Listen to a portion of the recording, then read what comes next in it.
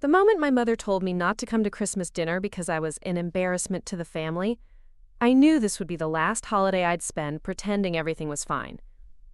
What I didn't know was that my younger brother Marcus would show up with his commanding officer, and that single moment would change everything forever. I'd love to know which corner of the globe you're watching from. And if this story speaks to you, make sure to subscribe. Tomorrow's video is one you absolutely can't miss. The text message came on December 20th, just 5 days before Christmas. I was sitting in my small apartment in Denver, wrapping presents I'd carefully chosen for each family member, when my phone buzzed. "Sarah, after much discussion, we've decided it's best if you don't join us for Christmas this year. Your lifestyle choices continue to reflect poorly on our family, and we don't want that energy around the grandchildren." "Mom!"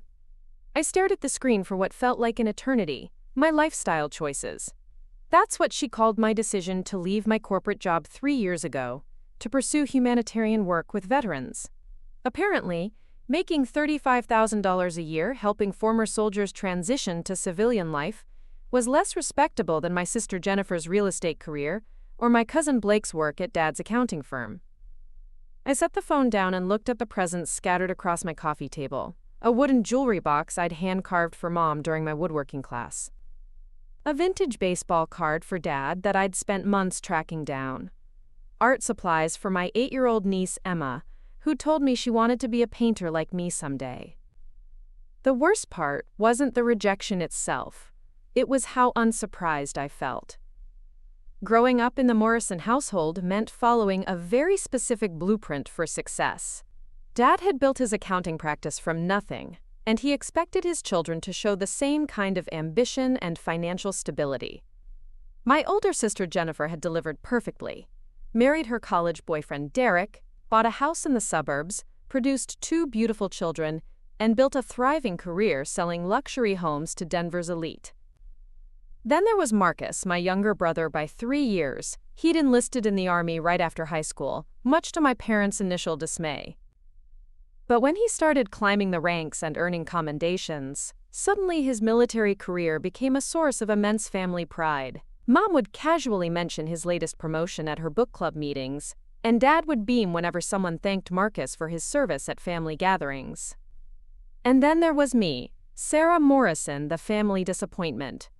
I'd followed the script initially, graduated from University of Colorado with a business degree, landed a well-paying job at a consulting firm in downtown Denver, bought a nice car, rented a trendy apartment in Lodo. For 5 years, I played the part perfectly. I showed up to family dinners with stories about client meetings and quarterly reports. I dated men my parents approved of, mostly fellow business professionals with clear career trajectories and healthy bank accounts. But something was missing.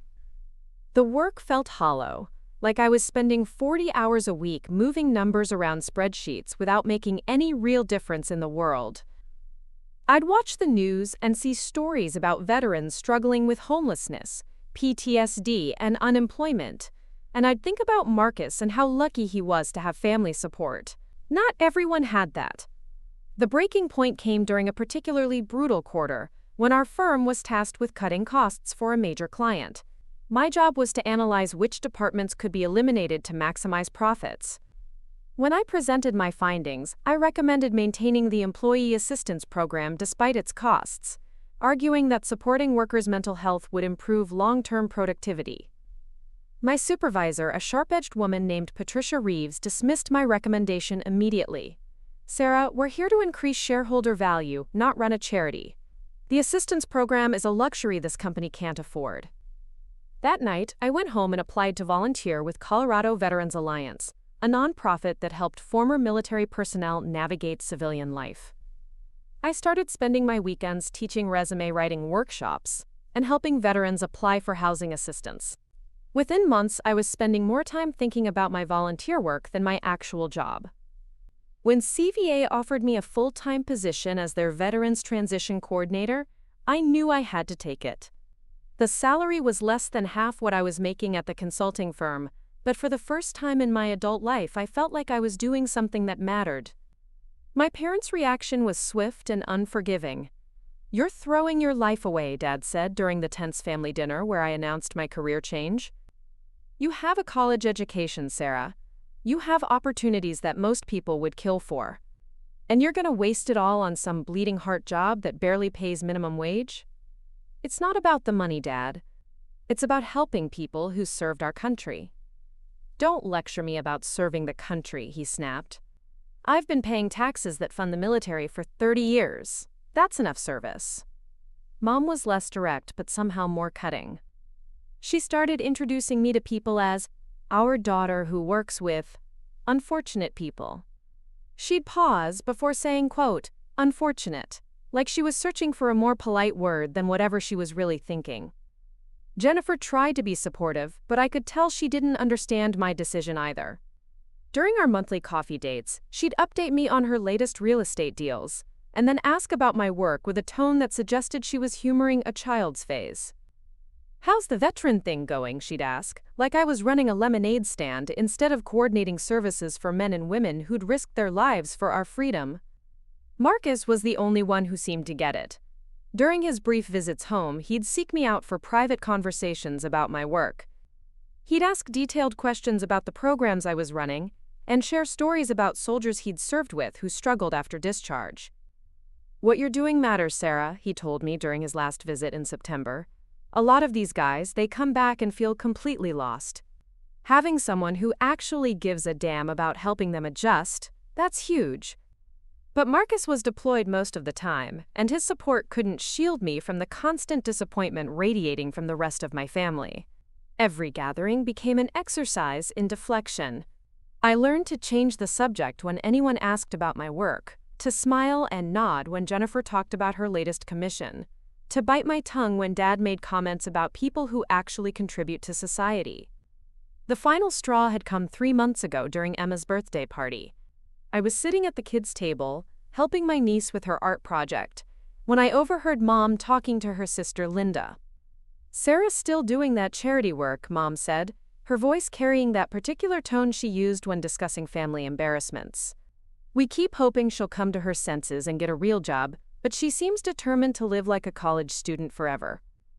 "Well," Linda replied diplomatically, "at least she's helping people?" "I suppose, though I do worry about what kind of people she's associating with.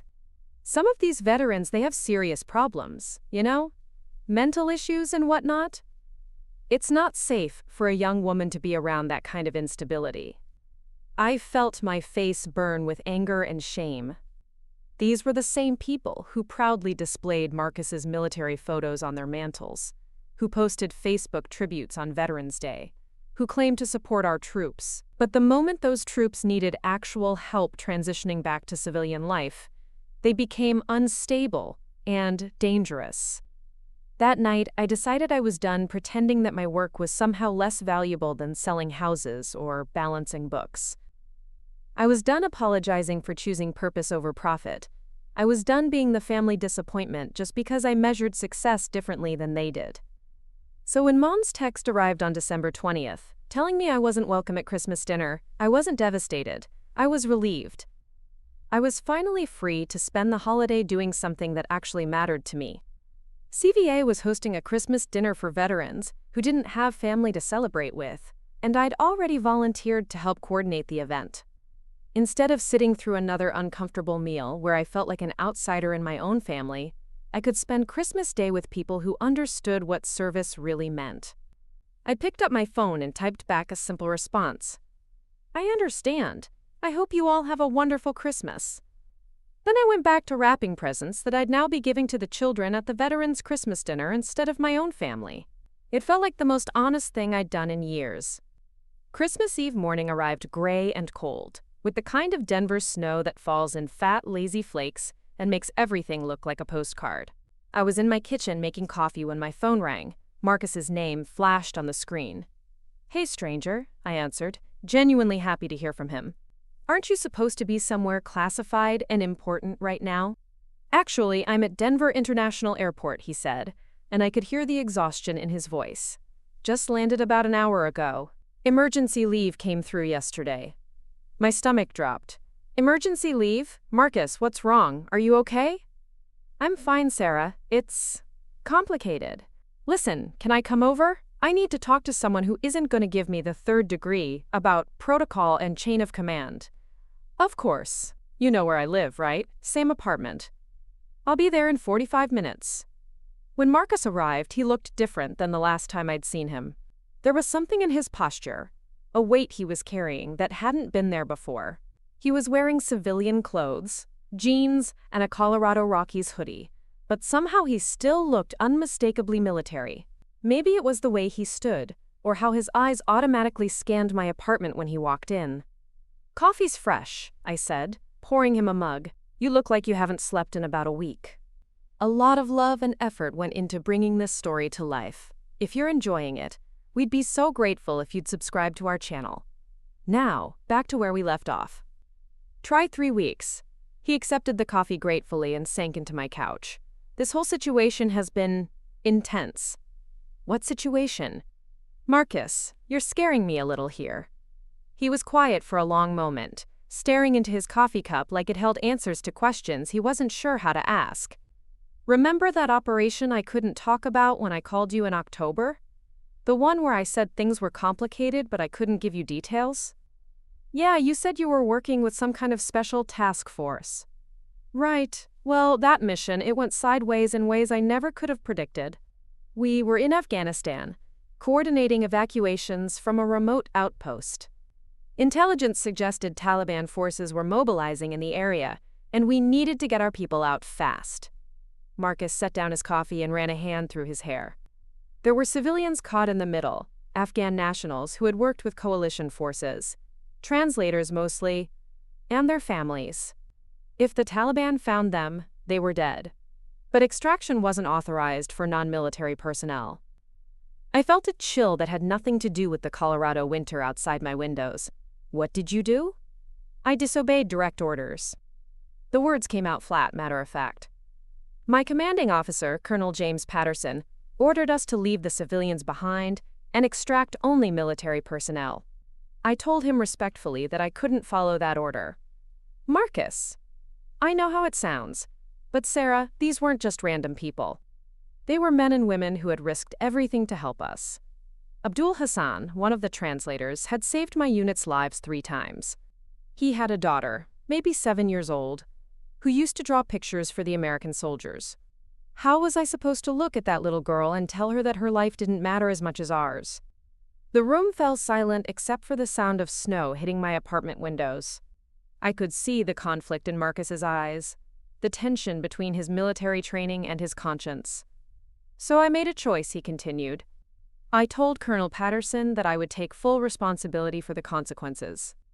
I coordinated an unauthorized extraction that got 42 civilians out, along with our military personnel. We saved lives, Sarah, real people with families and futures. But I could hear there was more to this story. But disobeying direct orders is still disobeying direct orders, even when you're saving lives. When we got back to base, I expected to face a court-martial.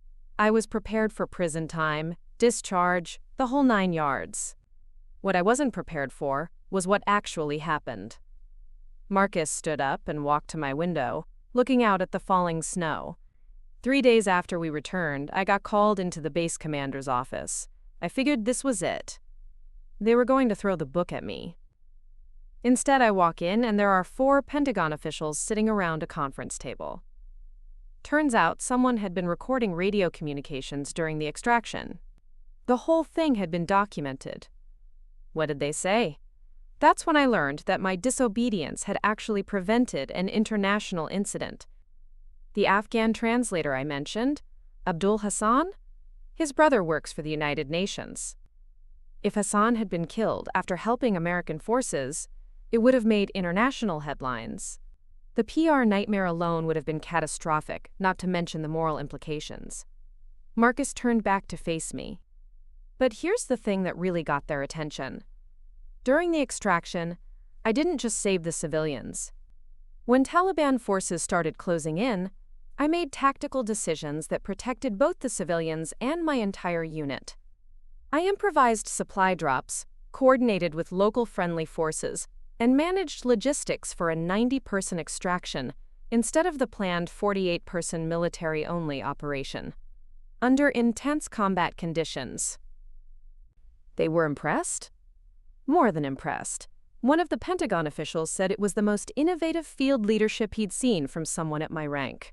They said I demonstrated strategic thinking under pressure that suggested I was ready for responsibilities way beyond my current position. I sat down heavily in my chair. Marcus, what exactly are you telling me? 2 days ago I received my promotion orders. He reached into his pocket and pulled out an official-looking document. Effective January 1st, I'm being promoted to Brigadier General. At 28 years old, Sarah, I'm going to be the youngest general in the Army. I stared at him, speechless. Brigadier General. My little brother, the kid who used to steal my Halloween candy and spent his teenage years playing video games in the basement. There's more, Marcus said quietly. The promotion comes with a new assignment. I'm being put in charge of a new Veterans Transition Program, a joint initiative between the Pentagon and various civilian organizations to improve services for discharged military personnel. Basically, I'm going to be overseeing exactly the kind of work you've been doing for the past 3 years. The irony hit me like a truck. All those years of my parents dismissing my work as unimportant, calling it a waste of my education and talents. And now my brother was being promoted to general specifically to oversee programs like mine on a national scale. Does the family know? I asked. Marcus shook his head. I wanted to tell you first. You're the only one who understood why I enlisted in the first place. You're the only one who ever really listened when I talked about what military service actually means. What about Christmas dinner? Are you planning to tell them tomorrow? That's complicated. Marcus sat back down, looking uncomfortable. Colonel Patterson is flying in today to personally deliver my promotion documents and brief me on the new assignment. It's highly unusual for someone of his rank to handle this kind of thing personally, but apparently this promotion is being fast-tracked through some very high-level channels. Okay, so he wants to meet my family. It's part of the transition process. They want to make sure I have a strong support system before they put me in such a high-profile position. I told him we were having Christmas dinner, and he asked if he could join us to meet everyone. I felt my stomach clench. Marcus, I'm not going to be there. What do you mean you're not going to be there? It's Christmas. Mom uninvited me. Said my lifestyle choices were an embarrassment to the family, and they didn't want that energy around the grandchildren. The expression on Marcus's face shifted from confusion to anger. She said, "What?" It's fine, Marcus, really. I've made peace with it. I'm volunteering at the Veterans Christmas dinner instead. It's probably better this way. No, it's absolutely not fine. Marcus was on his feet again, pacing my small living room. Sarah, do you have any idea what you've been doing for the past 3 years? Do you understand the impact of your work? I help veterans adjust to civilian life. I write resumes and fill out housing applications. You do so much more than that. His voice was intense now, almost angry. I've been reading reports about civilian transition programs for months. Do you know what the success rate is for most veteran support organizations? About 30%. Veterans who go through programs like yours are 30% more likely to find stable employment and housing within 6 months of discharge. Marcus, but Colorado Veterans Alliance, your program specifically, 87% success rate. 87%, Sarah. You're not just helping people fill out forms, you're literally saving lives. Do you know how many veteran suicides are linked to unemployment and housing instability? I stared at him, stunned. I had no idea anyone was tracking those kinds of statistics about our work. When I get this promotion, Marcus continued, one of my first recommendations is going to be expanding programs based on the CVA model, nationally. Your work is going to become the template for how the United States military handles veteran transitions. The room fell silent again. Outside, the snow was falling heavier now, and I could hear the faint sounds of Christmas Eve preparations from my neighbors' apartments. So you can imagine, Marcus said quietly, how I feel about my sister being uninvited from Christmas dinner because her work is supposedly an embarrassment to the family. What are you going to do? Marcus looked at me with an expression I'd never seen before, something between determination and fury. I'm going to make sure Colonel Patterson meets the whole family tomorrow, including you. Christmas morning came with blinding sunshine reflecting off fresh snow, the kind of perfect winter day that makes Denver look like a movie set. I was getting dressed to head to the CVA Christmas dinner when my doorbell rang at exactly 10:30 a.m. Marcus stood outside with a man I'd never seen before, tall, probably in his 50s, with silver hair and the kind of bearing that immediately commanded respect. Even in civilian clothes, there was no question this man was military. "Sarah," Marcus said, "I'd like you to meet Colonel James Patterson." "Colonel, my sister Sarah Morrison." Colonel Patterson extended his hand with a firm grip. "Ms. Morrison, your brother has told me quite a bit about your work with veterans. I'm honored to meet you." "The honor's mine, Colonel. Marcus speaks very highly of you." "Actually," Patterson said, glancing at Marcus with what looked like amusement, "I'm not sure highly is the word I'd use, considering he directly disobeyed my orders 3 weeks ago." The comment hung in the air for a moment before Patterson smiled. "Best decision he ever made, as it turns out. May we come in? We have something of a situation to discuss." I led them into my living room, noting how both men automatically positioned themselves where they could see all the exits. Military habits die hard. "Marcus told me about your family's decision regarding today's dinner," Patterson said without preamble. "I have to say, I find it rather disappointing." "It's a family matter, Colonel. I don't want to put you in an awkward position." "Ms. Morrison, with respect, I don't think you understand the position any of us are in right now." Patterson leaned forward slightly. "Your brother's promotion isn't just unusual because of his age. It's unusual because it comes with immediate national visibility. When the Army promotes someone to general to oversee veteran transition programs, that person becomes the face of how America treats its former service members." "I'm not sure I follow." Marcus spoke up. "What he's saying is that my new role comes with media attention, congressional briefings, White House meetings. The works. And when that happens," Patterson continued, "the media will inevitably want to do human interest pieces about my background, my family, my values." He paused meaningfully. "They're going to want to know what shaped the youngest general in Army history." I was starting to see where this was going, but I stayed quiet. "Now," Patterson said, "imagine I'm sitting in front of a congressional committee, explaining why Marcus Morrison deserves this promotion and this level of responsibility. Imagine some senator asks me about his commitment to veteran welfare, and I have to explain that his own sister, who has spent 3 years building one of the most successful veteran transition programs in the country, was banned from family gatherings because her work was considered embarrassing." The weight of what he was saying settled over me. "You want me to go to dinner to protect Marcus's promotion?" "I want you to go to dinner because it's the right thing to do," Patterson said firmly, "but also because I suspect your family doesn't fully understand what either of you has accomplished." Marcus was watching me carefully. "Sarah, you don't have to do this. I can handle whatever political fallout comes from our family dynamics." "No," I said slowly, "he's right. And honestly, I'm tired of letting Mom and Dad treat you like the golden child while dismissing everything I do.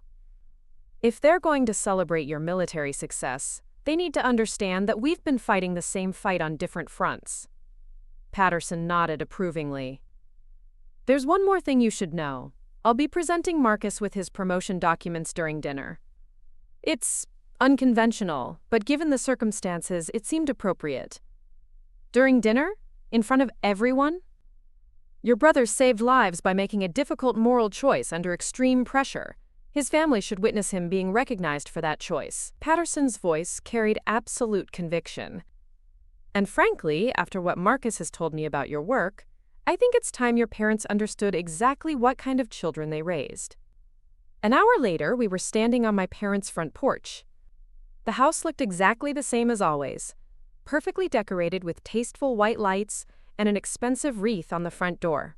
I could hear voices and laughter from inside, the sounds of a family celebration I'd been specifically excluded from. Marcus reached over and squeezed my hand. "You sure about this?" "Too late to back out now." He rang the doorbell and moments later Dad opened the door. His face went through a series of expressions. Surprise at seeing Marcus, confusion at seeing me, and something approaching panic when he noticed Colonel Patterson. "Marcus, we weren't expecting you until later.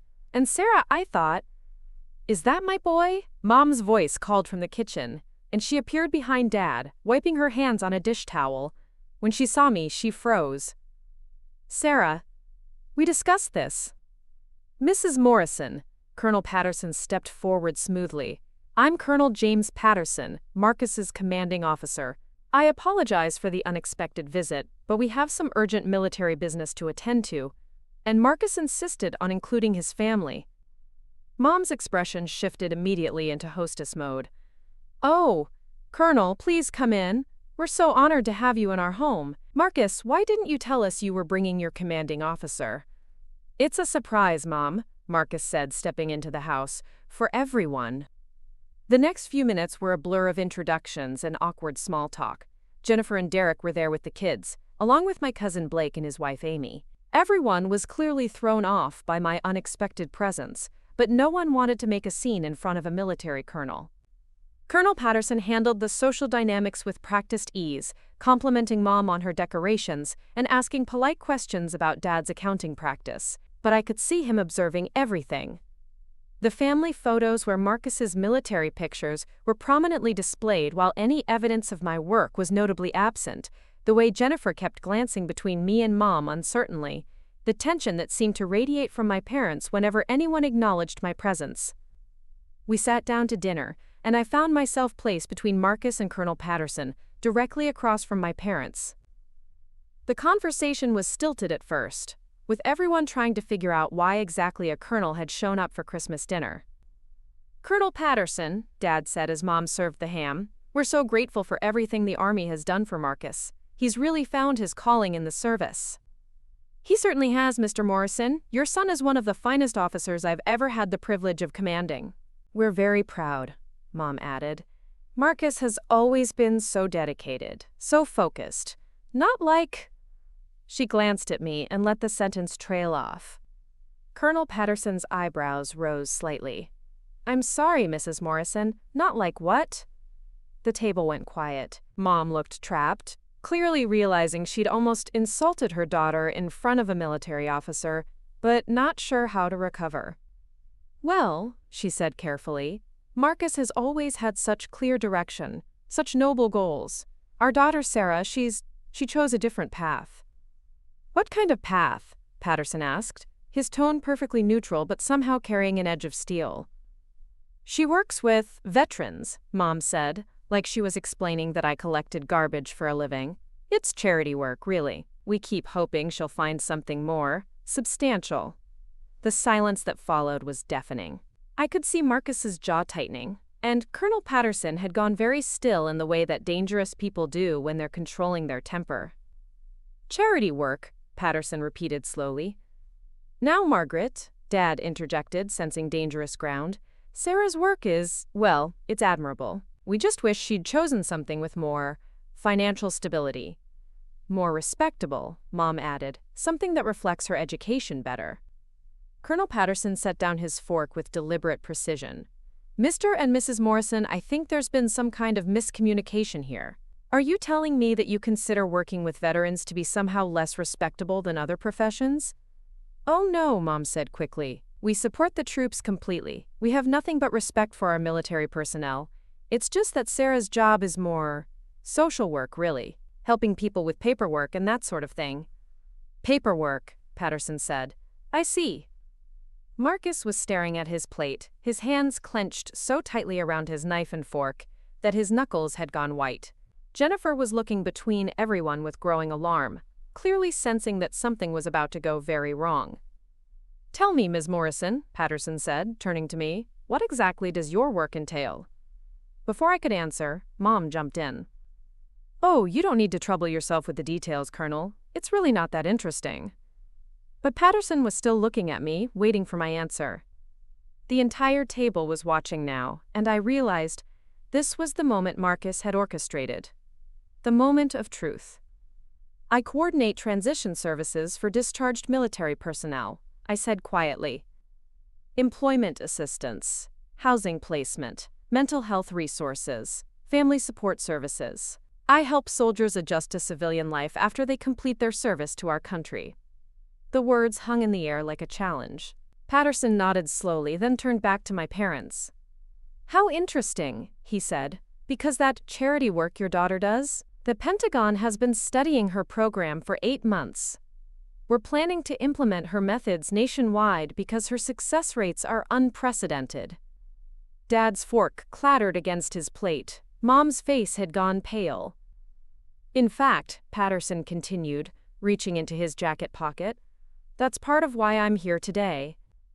Colonel Patterson pulled out an official document, sealed in a leather portfolio. The Army insignia gleamed gold against the black leather, and suddenly everyone at the table understood that whatever was about to happen was far more significant than a casual Christmas visit. Marcus, Patterson said, his voice shifting into formal military cadence, would you please stand? Marcus pushed back his chair and stood at attention, his posture automatically shifting into perfect military bearing. The transformation was startling. One moment he was my little brother eating Christmas ham, the next he was every inch a soldier. By order of the Secretary of the Army and the Chief of Staff, Patterson began, opening the portfolio, Staff Sergeant Marcus James Morrison is hereby promoted to the rank of Brigadier General, effective January 1, 2025. The words hit the table like a physical force. Jennifer gasped audibly. Dad's mouth fell open. Mom's wine glass slipped from her fingers, sending red wine spreading across the white tablecloth like blood. Furthermore, Patterson continued, his voice carrying absolute authority, General Morrison is assigned as director of the newly established National Veterans Transition Initiative, reporting directly to the Pentagon. This assignment comes with immediate national security clearance and congressional briefing responsibilities. He stood and extended the document to Marcus, who accepted it with hands that somehow remained perfectly steady despite the magnitude of what was happening. Congratulations, General Morrison. The United States Army is honored to have an officer of your caliber leading this critical initiative. Marcus took the document, his voice thick with emotion when he finally spoke. Thank you, sir. I'm honored by the confidence you've placed in me. But Patterson wasn't finished. He turned to face my parents, and when he spoke again, his tone carried the weight of 30 years of military command. Mr. and Mrs. Morrison, I want to make sure you understand exactly what just happened here. Your son didn't just receive a promotion. He received recognition as one of the most promising military leaders of his generation. The Joint Chiefs of Staff personally approved this appointment because Marcus demonstrated moral courage under fire that saved 42 lives. Dad seemed to find his voice first. General? Marcus is a general? But he's only 28. He's the youngest brigadier general in Army history, Patterson confirmed. And do you know why he earned that distinction? Because when faced with a choice between following orders and saving lives, he chose to save lives, even when it meant risking his own career and freedom. Mom was staring at Marcus like she'd never seen him before. I don't understand. When did this happen? Why didn't you tell us? The mission was classified, Mom. I couldn't discuss operational details. Patterson's attention shifted back to my parents, and his expression hardened. But here's what I find truly remarkable about this situation. Your son's first act after receiving this promotion wasn't to celebrate or plan his new responsibilities. It was to insist that I meet his entire family. Specifically, he wanted me to meet his sister Sarah.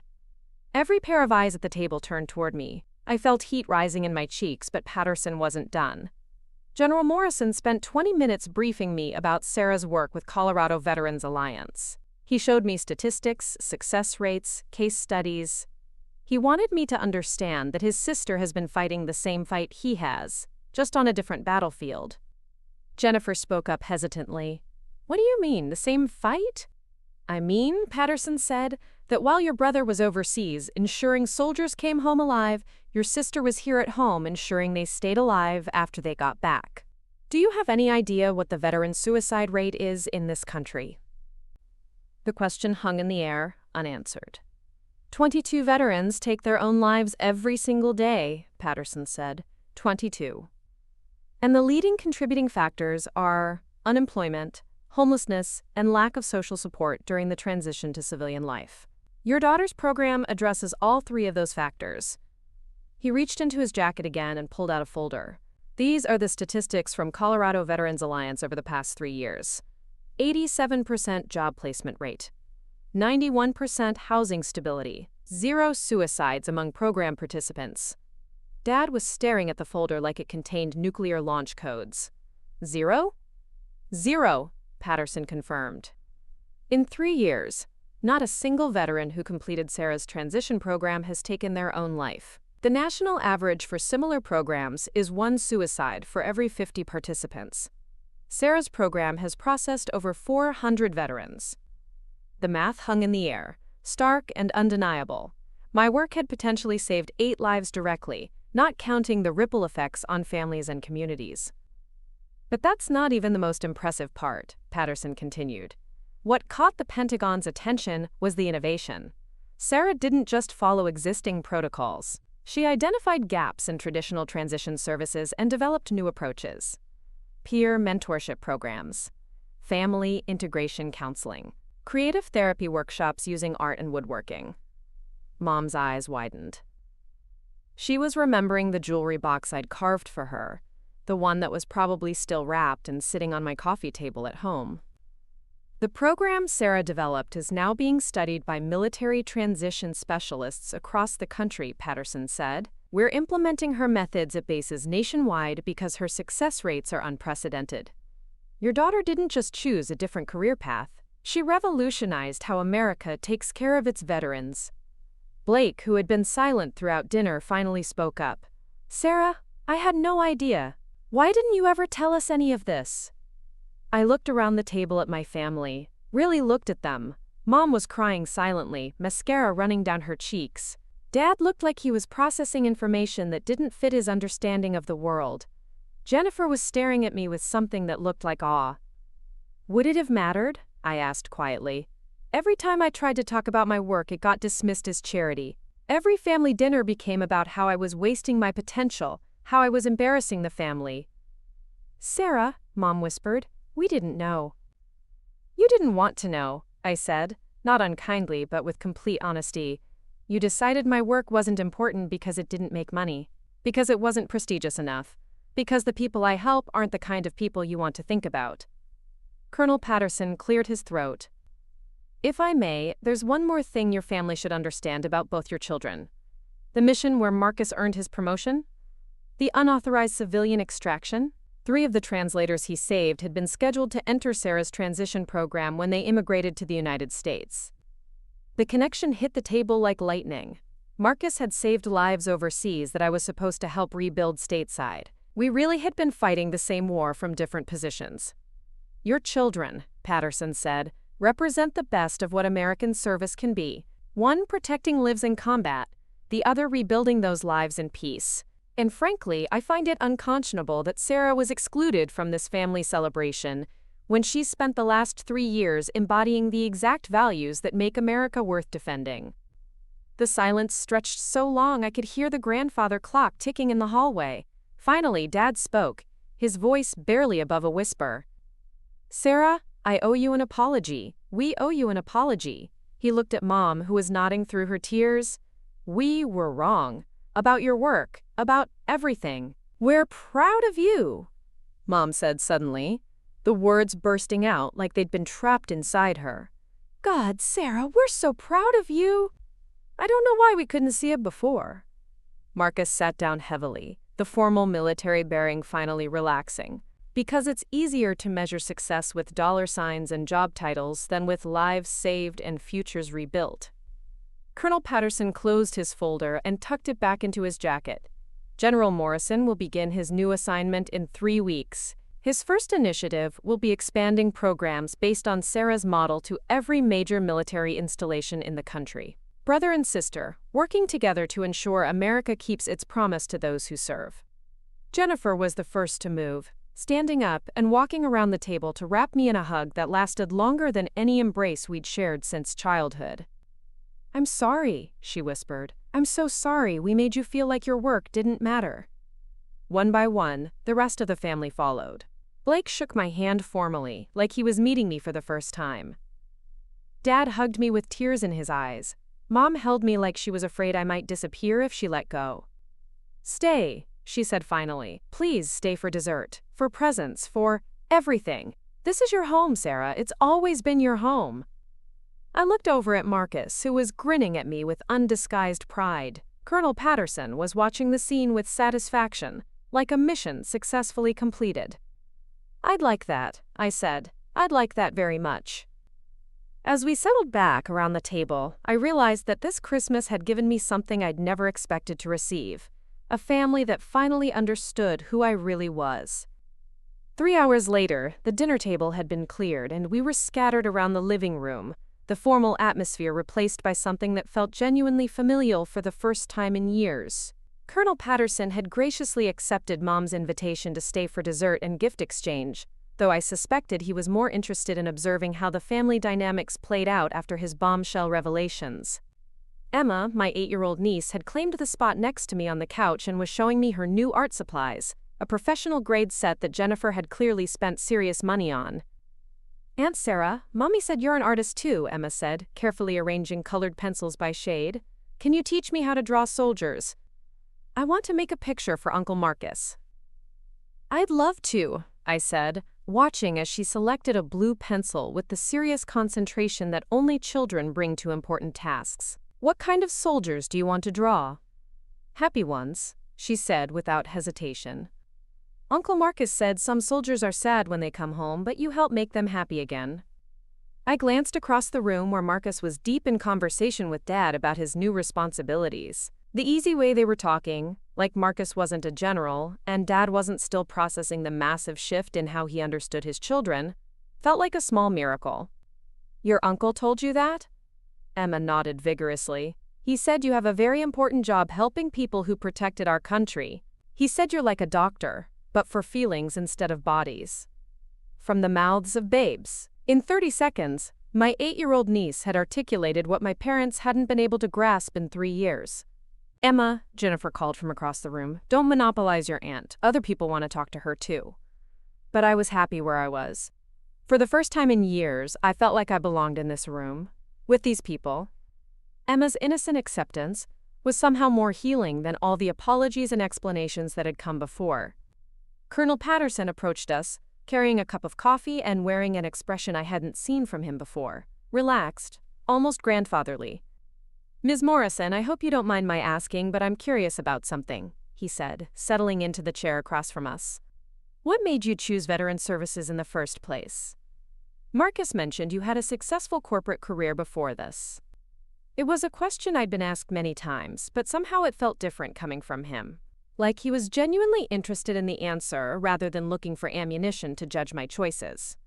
"I was good at my old job," I said, helping Emma sort her pencils. But I wasn't making a difference. Every day felt like I was moving numbers around spreadsheets to make rich people richer.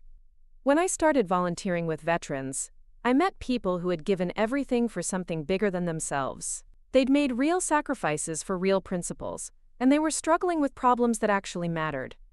"And you found that more fulfilling than corporate consulting?" "I found that it felt like the first honest work I'd ever done." I paused, watching Emma sketch the outline of a figure in uniform. These men and women had served something greater than themselves. The least I could do was serve something greater than my bank account. Patterson nodded thoughtfully. "Marcus said something similar when I asked him why he enlisted. He said he wanted to be part of something that mattered." "We were raised with a lot of privileges," I said, glancing toward my parents. "Good education, stable home, financial security.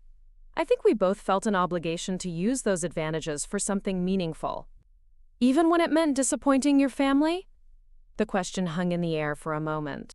Emma looked up from her drawing, sensing the weight of the conversation even if she didn't understand the details. "Sometimes doing the right thing means accepting that other people won't understand your choices," I said finally. "I'd rather disappoint my family than disappoint myself." "And now?" I looked around the room again. Mom was helping Amy and Blake's wife clear dessert plates, chatting animatedly about something. Dad was listening intently as Marcus explained the scope of his new assignment. Jennifer was reading to her youngest son from a new book, but I could feel her periodically glancing my way with what looked like new respect. "Now I think maybe I don't have to choose between doing the right thing and having my family's support." Patterson smiled. "Your parents seem like good people who made an honest mistake. They measured success by standards that made sense to them, without realizing there were other equally valid ways to contribute to society." "What about you, Colonel?" I asked. "Do you have family?" "A daughter about your age," he said, his expression softening. She's a public school teacher in inner-city Baltimore. When she first told me she wanted to work with underprivileged kids, instead of pursuing law school, I was concerned about her financial future. And now? Now I understand that some kinds of wealth can't be measured in dollars. He paused, watching Emma add careful details to her soldier drawing. Your brother talks about you the way I've learned to talk about my daughter, with the kind of pride that comes from watching someone you love choose purpose over profit. Marcus appeared beside us, having apparently finished his conversation with Dad. What are we talking about over here? How proud your commanding officer is of both Morrison children, Patterson said, standing to shake Marcus's hand again. I should probably head back to my hotel. Early flight tomorrow. Colonel, Mom called from across the room, are you sure you can't stay longer? We have plenty of room. That's very kind, Mrs. Morrison, but I have family obligations of my own tomorrow. He turned back to Marcus and me. General Morrison, I'll see you at the Pentagon on January 3rd for your initial briefing. Ms. Morrison, I expect we'll be speaking soon about expanding your program model. Speaking soon? I asked, confused. Marcus grinned. I forgot to mention that part. One of the first things I need to do in my new role is recruit civilian advisors to help design the National Transition Program. Guess who's at the top of my list? I stared at him. Marcus, I can't move to Washington. I have commitments here, people depending on me. Who said anything about moving? Patterson interjected. The beauty of modern technology is that expertise can be shared remotely. We're thinking more along the lines of consulting contracts, periodic travel for training sessions, maybe some congressional testimony when we present the program to appropriations committees. Congressional testimony. 3 years ago, my family thought my work was embarrassing. Now I might be briefing senators about veteran services. Think about it, Marcus said. No pressure. But Sarah, you've spent 3 years proving that your approach works. Now we have a chance to take it national, to help thousands of veterans instead of hundreds. After Colonel Patterson left, the evenings settled into the kind of comfortable family gathering I'd forgotten was possible. We played board games and looked through old photo albums. Dad showed Emma how to play chess while Mom told stories about Marcus and me as children that somehow didn't feel like ammunition for once. Around 9 o'clock, as we were gathering wrapping paper and leftover dessert, Jennifer pulled me aside into the kitchen. Sarah, I owe you a real apology, she said, her voice serious. Not just for today, but for the last 3 years. I should have stood up for you. I should have defended your choices instead of just staying quiet when Mom and Dad criticized your work. Jen, you don't need to. Yes, I do. I took the easy path because your choices made me uncomfortable. They made me question whether I was doing enough with my own life. She leaned against the counter, looking exhausted. You gave up money and status to help people who really needed it. I kept chasing bigger commissions and fancier listings because that's what success was supposed to look like. Your work matters too, I said. You're providing homes for families, building communities. I'm selling houses to rich people so they can get richer, she interrupted. Let's be honest about what I do. And that's fine. It's a living and it supports my family. But what you do? That's a calling. And I was jealous of that. I hadn't expected that admission. Jealous? You found something you believed in strongly enough to sacrifice for it. You made a choice based on your values instead of other people's expectations. I've spent my whole adult life doing what I thought I was supposed to do, and you had the courage to do what you actually wanted to do. We stood in comfortable silence for a moment, the sounds of family laughter drifting in from the living room. It's not too late, I said finally. To make changes, I mean. To find work that feels meaningful. Jennifer smiled. Maybe. But right now I'm just glad my daughter has an aunt who can teach her that there's more than one way to live a successful life. Later, as Marcus and I were getting ready to leave, Mom pulled out the wooden jewelry box I'd made for her. She'd unwrapped it while I was talking to Emma and had been carrying it around with her ever since. I want you to know, she said, running her fingers over the carved surface, that this is the most beautiful gift I've ever received. Not because of how it looks, but because of what it represents. You made this with your own hands, didn't you? I nodded. In my woodworking class. It took me about 6 weeks. 6 weeks, she repeated wonderfully. My daughter spent 6 weeks creating something beautiful just for me, using skills you learned while building a career helping veterans rebuild their lives. And I almost missed Christmas with you because I thought your work wasn't respectable enough. Dad appeared beside her, still looking somewhat shell-shocked by the evening's revelations. Sarah, I want you to know that from now on, when people ask me about my children, I'm going to tell them I have a son, who's a general, and a daughter who saves lives. And I'm going to be equally proud of both. Driving home in Marcus's rental car, we were both quiet for a long time. The streets were empty except for the occasional Christmas light display, and snow was starting to fall again. "Thank you," I said finally. "For what?" "For forcing that confrontation, for making them see what my work really means, for bringing Colonel Patterson, for everything." Marcus was quiet for another moment before responding. "Sarah, do you remember what you told me when I was deciding whether to enlist?" I had to think back almost 10 years. I said you should follow your conscience instead of other people's expectations. You said that serving something bigger than yourself was the only way to live a life you could be proud of. He glanced over at me. You've been living that philosophy for years. All I did today was make sure our family finally noticed. As we pulled into my apartment complex, I realized that Christmas had given me something I'd stopped believing was possible, a family that understood who I was and what I stood for. Tomorrow, I'd go back to my work with veterans, but now I'd be doing it with the knowledge that my family finally saw the value in what I'd chosen. And maybe, just maybe, I'd help design a national program that would give thousands of other veterans the same kind of support and understanding that Marcus had helped me find today. Some Christmas miracles, I thought, are worth waiting 30 years for. 6 months later, I stood in a conference room in the Hart Senate office building, looking out at a panel of senators who would decide the funding for the National Veterans Transition Initiative. The mahogany tables stretched between us like a battlefield, and I could feel the weight of every veteran I'd ever worked with sitting on my shoulders. "Ms. Morrison," Senator Rebecca Walsh from Colorado leaned forward, "your program has achieved remarkable results in Denver. But can you explain to this committee why we should believe these methods will work on a national scale?"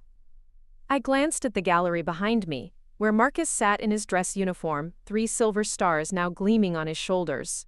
His promotion to lieutenant general had come through in April, along with expanded responsibilities that had made him one of the youngest senior military leaders in Pentagon history. Next to him sat David Chen, one of my first clients at CVA, now employed as a logistics coordinator at a major Denver corporation. "Senator Walsh, success isn't just about methodology," I began, my voice carrying the confidence that had taken years to develop. "It's about understanding that every veteran who walks through our doors is carrying 2 battles, the one they fought overseas and the one they're fighting to rebuild their identity at home." I clicked to the next slide of my presentation, showing a map of the United States dotted with green markers. We've now successfully implemented pilot programs at 15 military installations across the country. Fort Bragg, Camp Pendleton, Joint Base Lewis McChord. Each location adapted our core principles to their regional needs, while maintaining the essential elements that make the program effective. Senator Michael Torres from Texas raised his hand. "Ms. Morrison, I'm looking at these budget projections. You're asking for a significant investment in what essentially amounts to social work. How do we justify this expense to taxpayers?" The question I'd been expecting and preparing for since January. I turned to face him directly. "Senator Torres, the current cost of veteran unemployment, homelessness, and suicide to the American taxpayer is approximately $14 billion annually. That includes emergency room visits, unemployment benefits, disability claims, and incarceration costs. Our program reduces those expenses by an average of 67% per participant." I clicked to a new slide showing cost comparisons. The total 5-year budget for national implementation is $2.8 billion. If we achieve even half our projected success rates, taxpayers save money starting in year 3. If we achieve our full projected rates, the program pays for itself by year 2 and generates savings thereafter. Senator Walsh looked intrigued. "Those are impressive projections, but they're still projections. What evidence do we have that this will work beyond your Colorado program?" Marcus stood up in the gallery. "Ma'am, may I address the committee?" "General Morrison," Senator Walsh nodded, "you're welcome to speak." Marcus walked to the witness table and stood beside me, his presence immediately commanding the room's attention. Senators, 6 months ago I was tasked with evaluating civilian transition programs across the military. I visited 37 different facilities, interviewed over 400 veterans, and reviewed thousands of case files. He paused, letting the scope of his research sink in. What I found was a patchwork system where success depended entirely on geography. Veterans discharged from bases with programs modeled on my sister's work had employment rates above 80%. Veterans from bases using traditional methods had employment rates below 40%. But General, Senator Torres interrupted, surely military transition should be handled by military personnel, not civilian contractors. Marcus's expression sharpened. Senator, with respect, that thinking is exactly why our current system fails so many veterans. Military personnel understand combat, tactics, and hierarchy, but the transition to civilian life requires understanding civilian employment markets, civilian social services, and civilian family dynamics. He gestured toward me. My sister didn't just create a program, she created a bridge between two worlds. She speaks fluent military because she grew up in a military family, but she also speaks fluent civilian because she's built her career in the civilian sector. That combination is exactly what veterans need. Senator Catherine Price from Oregon, who had been silent throughout the hearing, finally spoke. Ms. Morrison, I've reviewed your program materials and I'm struck by some of the more unconventional approaches. Art therapy, woodworking classes, family integration sessions. These don't sound like traditional job placement services. Because traditional job placement services fail 60% of the time, I said. Senator Price, imagine you've spent 8 years in an environment where every decision is made for you, where your value is measured by your ability to follow orders and complete missions. Then suddenly you're thrown into a world where you have to make hundreds of daily choices, where success is measured by your ability to navigate ambiguous social situations and office politics. I clicked a slide showing before and after photos from our art therapy sessions. These unconventional approaches address the psychological adjustment that has to happen before job placement can be successful. When a veteran learns to express their experiences through art, they develop emotional vocabulary that helps them in job interviews. When they build something with their hands, they remember that they have skills beyond their military training. And the family integration sessions? Senator Price pressed. Military families serve too, I said. When someone deploys repeatedly, their family members become accustomed to managing everything independently. When they come home, everyone has to relearn how to be a family unit. If we don't address that adjustment, the veteran ends up feeling like a stranger in their own home. David Chen stood up in the gallery. Ma'am, may I speak? Senator Walsh nodded, clearly curious about this unexpected witness. David approached the witness table, his confidence evident in his bearing. Senators, 3 years ago I was sleeping under a bridge in Denver. I'd been out of the Army for 8 months and I couldn't hold a job for more than 2 weeks. I'd been through 4 different transition programs, and every one of them treated me like a problem to be solved, rather than a person to be supported. He looked directly at me before continuing. Sarah's program was different. Instead of just handing me job applications, she asked me what I wanted to build with my life. Instead of treating my military experience like something I needed to overcome, she helped me translate it into civilian terms that employers could understand. What's your situation now, Mr. Chen? Senator Torres asked. I'm a logistics coordinator for Mountain View Distribution, managing supply chains for 12 Western states. I make $87,000 a year, I own a house, and I'm engaged to be married. David's voice carried quiet pride. But more importantly, I volunteer with Sarah's program every weekend, helping other veterans make the same transition I did. You're saying the program creates sustainable community support? Senator Price asked. I'm saying the program creates a family, David said simply. Veterans helping veterans, with civilian support that actually understands what we've been through. After David returned to his seat, the committee room fell silent for a long moment. I could see the senators processing everything they'd heard, weighing budget concerns against human costs. Senator Walsh finally spoke. Ms. Morrison, I have one final question. Your program requires a significant cultural shift in how the military approaches veteran transitions. How do we ensure that this initiative doesn't get buried in Pentagon bureaucracy? Marcus stepped forward again. Senator, that's where my role becomes critical. As director of this initiative, I'm not just implementing a program. I'm changing institutional culture. Every base commander, every transition officer, every military counselor will be trained in these methods. We're making this the new standard of care, not an optional add-on. And if someone resists these changes, Senator Torres asked, then they'll answer to me, Marcus said with quiet authority. Senators, I've seen what happens when we fail our veterans. I've attended too many funerals for soldiers who survived combat but couldn't survive coming home. This program isn't just about job placement or housing assistance. It's about honoring the promise we make to every person who puts on the uniform. The hearing concluded an hour later, and as we walked out of the building into the bright June sunshine, I felt the weight of months of preparation and years of advocacy lifting from my shoulders. Think they'll approve the funding? I asked Marcus as we walked down the Capitol steps. They'd be idiots not to, he said. But even if they don't approve the full amount, we've got enough support to start with a smaller pilot program and build from there. And if they reject it entirely? Marcus grinned. Then we implement it anyway, base by base, until they have no choice but to make it official policy. I may be a general, but I'm still your little brother. I learned stubborn determination from the best. 3 weeks later, I was back in Denver, sitting in my office at CVA when my phone rang with a call from Washington. Senator Walsh's voice was crisp and professional. Ms. Morrison, I'm calling to inform you that the Senate Appropriations Committee has approved full funding for the National Veterans Transition Initiative. The vote was unanimous. I sat down heavily in my chair, the magnitude of what we'd accomplished finally hitting me. Senator, thank you. This is going to change so many lives.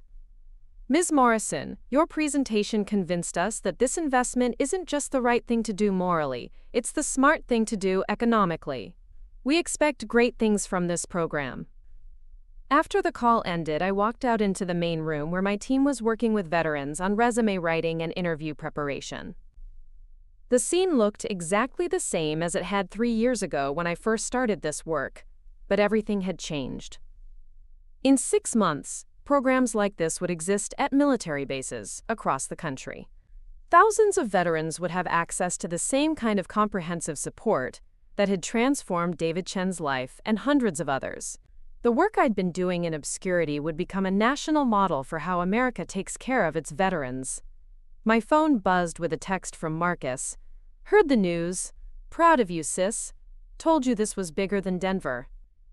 I looked around the room again, watching veterans working toward civilian careers with support that understood their experiences. Tomorrow, I'd start the complex process of scaling this work nationally, training new coordinators, establishing quality standards, and ensuring that the program maintained its effectiveness as it grew. But today, I just wanted to appreciate the moment. 7 months ago, I'd been uninvited from Christmas dinner because my work was considered an embarrassment to my family. Now that same work was about to become national policy, backed by congressional funding and military authority. Sometimes the longest journeys begin with the courage to stand up for what you believe is right, even when the people closest to you don't understand. Sometimes the most important battles are fought not with weapons, but with compassion, persistence, and the unwavering belief that every person who serves deserves a chance to build a meaningful life after their service ends. As I watched another veteran practice interviewing skills with one of our peer mentors, I smiled, thinking about how that Christmas dinner confrontation had set everything in motion. Mom had been wrong about my work being an embarrassment to the family. It had turned out to be the family's greatest contribution to the country we all claim to love. Looking for more? We've got 2 amazing stories ready for you right on screen. If this one touched you, these are absolutely worth your time. Click to watch them now. And hey, subscribe and hit that bell to never miss our latest uploads.